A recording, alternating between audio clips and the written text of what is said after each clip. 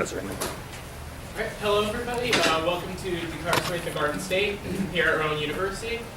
Today we will have three speakers. Unfortunately, our original keynote speaker could not make it today, Reverend Malafort, because of traffic and icy condition reasons. But today we do have, who will be our keynote speaker, Dr. Kim Holder, who is the assistant professor of the Department of the Teacher Education of Africana Studies, and he will be talking today about mass incarceration as war and black struggle.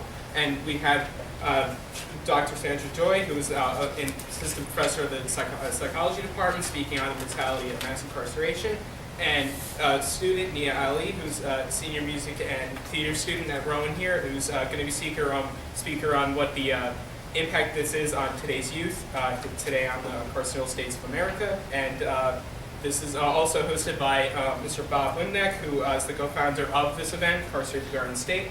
And also this was also hosted by SSDP here at Rowan University, students for Social Policy. Wow, sorry. Which I am involved in along with many students here, and we are doing a petition to be able to equalize alcohol and marijuana here on campus, so the penalties on marijuana aren't as harsh. Also hosted by Doctor Student Union, which is a student union here at campus. And so, I guess we'll be starting. Thank you for coming.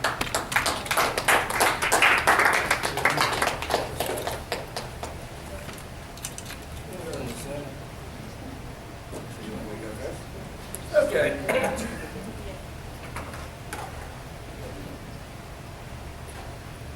You got enough sugar?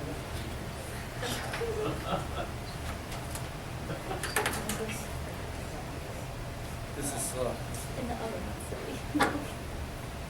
Yeah, do all three. Hi, I did, originally I was just going to be a participant. Actually, I'm talking about the criminalization of the black movement.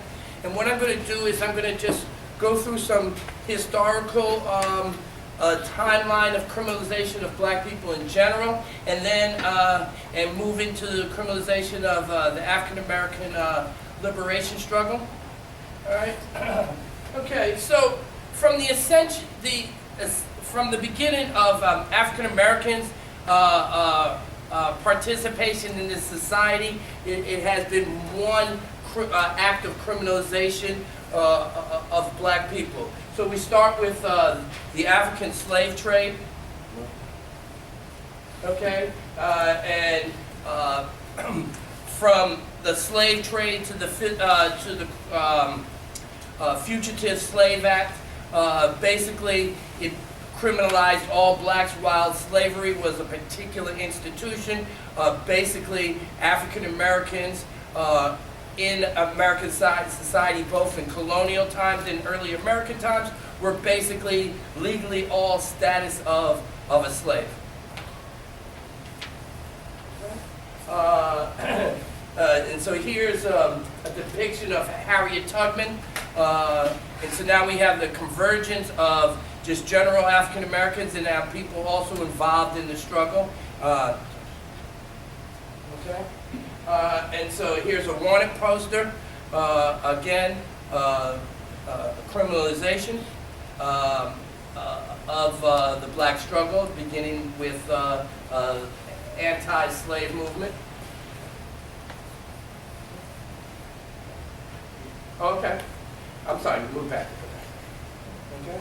And as we move into the Jim Crow era, that's basically what we have here is a complete oppression of African Americans, particularly in the South, and terrorizing of African Americans through lynchings.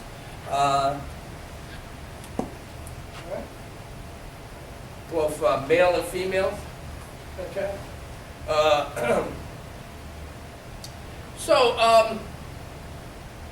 So we have over 200 years of the development of African Americans as a criminal, African Americans as illegal, and then what we start to see is the hypersensitivity of the criminalization when it comes to people who have participated in the struggle for liberation. So here I have a picture of Malcolm X right after he was assassinated. Okay, and here I have Martin Luther King incarcerated in Birmingham. Okay, and what we start to see is that there is a partnership or a direct connection between struggle and incarceration. Okay, and as Malcolm X said, if you're born black in America, you already are in prison. Okay, and so the definition of being black in America is, in fact, to be incarcerated. All right? Okay, and so here's a picture of Rosa Parks being arrested. Okay, now we come to Angela Davis being placed on the 10 most wanted list, FBI 10 most wanted list for her political activities. And one thing I'd like to mention about this is that for many of these figures, if they were participating in political action today, they would come down as violating of the Patriot Act, and they would be labeled as terrorists and dealt with based upon the kinds of penalties there are for terrorism. Okay. In the late 50s and early 60s, there began to be more of a systematic program to attack people who were involved in political action. And by the late 1960s, there was a program called COINTELPRO, which was basically a program that was set out to neutralize and otherwise destroy movements, particularly the black movement, but other movements too, like the American Indian movement, the anti-war movement, etc. And one of the things that COINTELPRO specifically was charged to do was to identify leaders and neutralize them before they even took a leadership position. All right? And I'm not going to go too much into COINTELPRO. I advise you, if you don't know much about it, to do your research on it because there's a tremendous amount of information on it and it's quite relevant today. But I am going to talk about two particular instances of COINTELPRO that stand out. One is the assassination of Fred Hampton. And this is a picture of him here. Here's a picture of him being assassinated. And as I mentioned, Fred Hampton was a young man, 22 years old, a former youth leader of the NAACP in the suburbs of Chicago. He became a leader of the Illinois state chapter of the Black Panther Party. He is the original creator of the Rainbow Coalition. He was particularly a threat to the power structure because he had the ability to mobilize and organize many people of different groups and bring them together. He was instrumental in helping form the Young Lords Party, which is a Puerto Rican organization. It was similar to the Black Panther Party that came out of Chicago initially, and it was his work in Chicago with that group and other groups, other gangs and stuff, that really put fear into the national intelligence agencies. As I mentioned, he is the original developer of what became known as the Rainbow Coalition. He helped develop a broad-based, multicultural, multiracial coalition in Chicago. Eventually, after his passing, eventually that coalition helped to elect Mayor Howard Washington, one of the most progressive mayors of a big city, as mayor of Chicago. Okay, so that's Fred Hampton. In California, Los Angeles, California, another tactic of COINTELPRO was to create animosity and hostility between organizations and within organizations. In 1969, in University of California, Los Angeles, These two Panthers, particularly Bunchy Carter, who was a former gang member and the founder of the the Southern California chapter of the Black Panther Party. He and John Huggins were speaking on UCLA campus, and two members of another organization, another black organization, assassinated them. And what has come out since then is that the FBI is the ones that have created the antagonism between those two organizations and basically created the conditions in which these two Panthers were assassinated. Okay? So we move from there, we move from COINTELPRO, and we start to see a further criminalization of the black community itself. All right? So we have hundreds of African Americans assassinated in the street for very few. We see this for very little provocation. We also see millions of African Americans being incarcerated. We see programs like crack laws in which if you have possession of crack, you get more prison time than if you have possession of just powder cocaine. That was directly related to poor people in general and African Americans in particular, because they're the ones who were indulging in that particular form of cocaine. And also what we see here is a system of stop and frisk in which the policy is that you just stop all young black and Latino males and females in the street, and it's like throwing something up against the wall and whatever sticks. So the concept was that if we just stop as many young African American and Latinos, that somewhere along the line we'll pick up people who are breaking crimes. The interesting thing is that this fall, when the NYPD local rank and file refused to indulge in stop and frisk, crime did not rise, and there was a tremendous drop in arrest of African Americans and Latinos. Okay? We see the result of stop and frisk. This is Eric Gardner, a few seconds before he is assassinated in Staten Island, New York, in September of 2014. Okay? And so we see the result of stop and frisk. His original crime was that he was selling loose cigarettes. Okay? And that's a policy within poor communities, particularly black and Latino communities, that you concentrate on all crimes, the most lightweight crimes, what have you, and the theory is that you eliminate crimes, but in reality what it is you create terror and hostility within communities.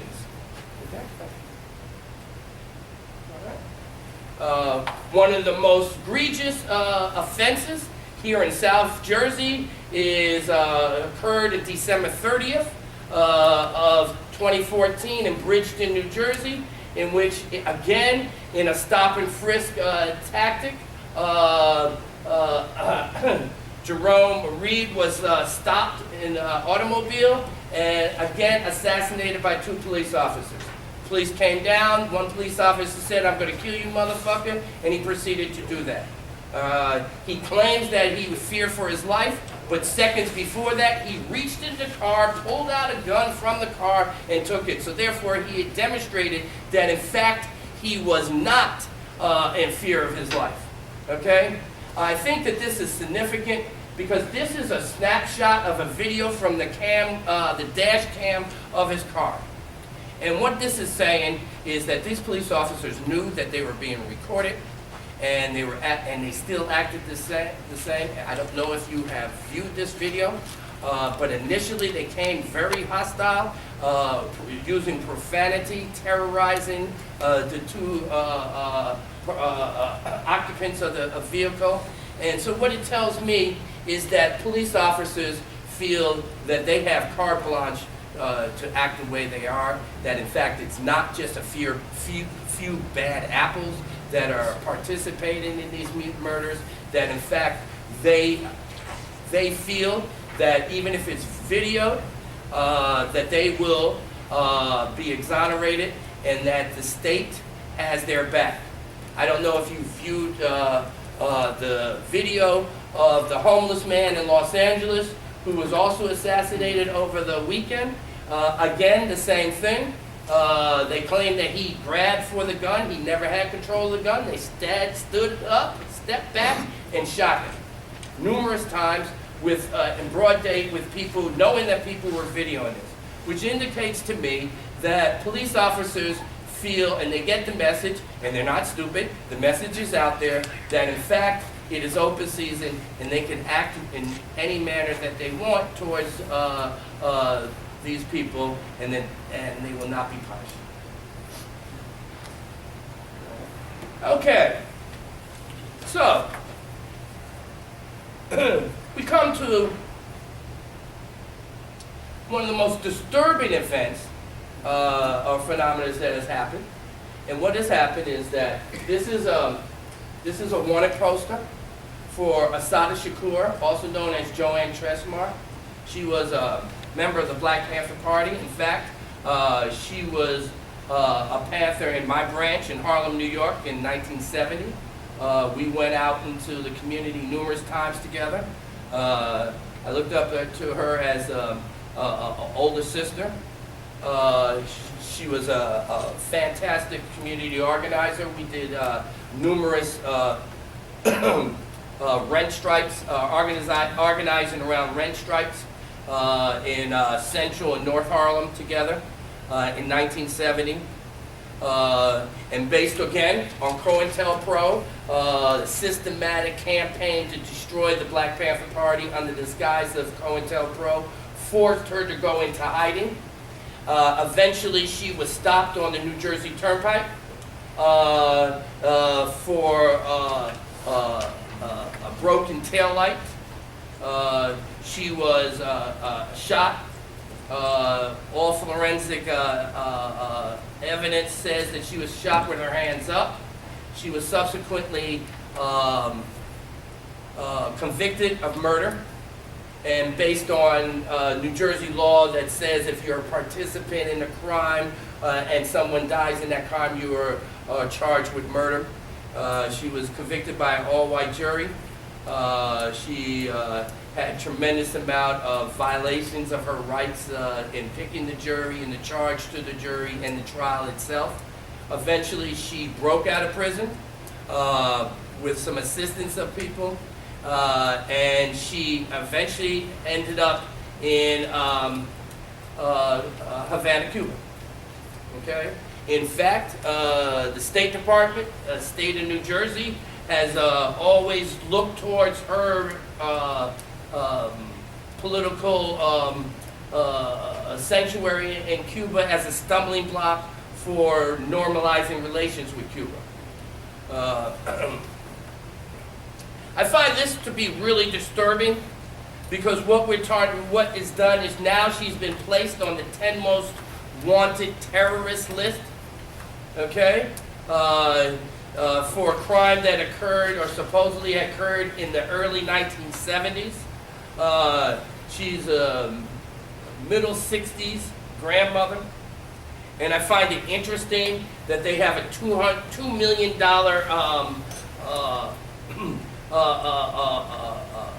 bounty on her head. Here it says $1 million because the federal government has put up $1 million, and the state of New Jersey has put up $1 million of your dollars also for her capture.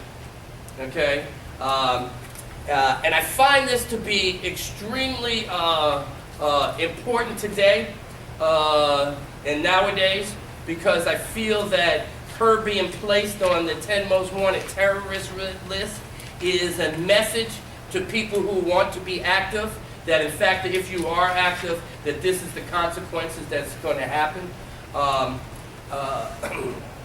A few years ago, the United States government passed the Patriot Act, and there are a number of things in the Patriot Act that leads towards stunting protests in this country.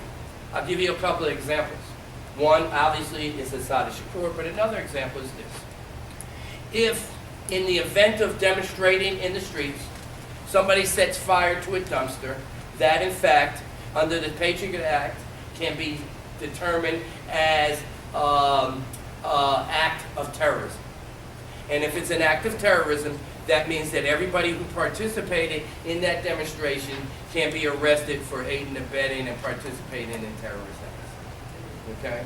And I remember when this happened, and people started to talk about this, and people said, well, you're being paranoid, that in fact this is not what it's being used for, but what we see is just over a year and a half ago that Assata Shakur is put onto the 10 most wanted terrorists act. All right? And so so now she's being put on the same level as those who committed 9/11, et cetera, et cetera, et cetera. All right? And so what we start to see is that in retrospect, we are now labeling many of the activists of the 1960s as terrorists. Okay? In addition to the Patriot Act, what we're starting to see is an over-militarization of policing in the black community and policing of dissent. And after, this is a picture from Ferguson in the summer. And many people started to talk about the over-policing, and people started to, different politicians started to have committees and studies around the militarization. And I'm sure you're aware that surplus military equipment is being given to local police departments at no cost at all. And this is important because many municipalities don't have money and revenue is very scarce, and now you're getting resources from the federal government at no cost. So regardless if you see a need for it or not, many municipalities are going to jump at this. For example, a small municipality like Ferguson jumped at the ability to get armored personnel carriers, automatic weapons, and what have you. And I gotta say, from doing work in Ferguson and doing work in Bridgeton, I gotta say, there are a lot of similarities between the two municipalities. Okay? But check this out. So many people have started to talk about how that this is not right, and we have to study this and reverse this policy or this practice of over-militarizing our police. But the New York Police Department just passed a policy that they're now going to equip their police officers with automatic assault rifles during protests. So the reality is that we're not reining this in, we're expanding this. Okay? Okay? Now this is an interesting thing. This is a picture of police officers in New York in protest against the mayor. And one thing that has emerged over the last 20 and 30, 40 years is that police benevolent associations have begun to exert their influence on Assata Shakur, on other political prisoners. For example, they're one of the major forces in keeping Mumia Abu-Jamal in jail, and not just in jail, but also in passing laws in Pennsylvania, silencing him and making it a crime of him going out and being able to, in many different venues, express his ideas. Okay? The whole impetus in New Jersey of the New Jersey spending our $1 million on a bounty for Assata has also been spearheaded by the Policemen's Benevolent Association. And you know, somebody said, well, they sure have a lot of power, the police unions. The interesting thing is that they don't have a whole lot of power. Just a couple of years ago, I was side by side with police officers in New Jersey up in Trenton fighting for their pensions. And they did not get it. Okay? And they're under-equipped in some levels, and they are losing their pensions. So they only have power when that power is exercised to an agenda in which the state has, which is keeping protests down and keeping African American and Latino communities in a state of repression. All right. Well, what we start to see is a new day. We're starting to see a new movement being built across this nation, being led by young women and men, particularly African American young women and men, to deal with Black Lives Matter. And we've seen that across the nation. Actually, we've seen that internationally. Okay? And we also seen that on campus. Thank you. All right.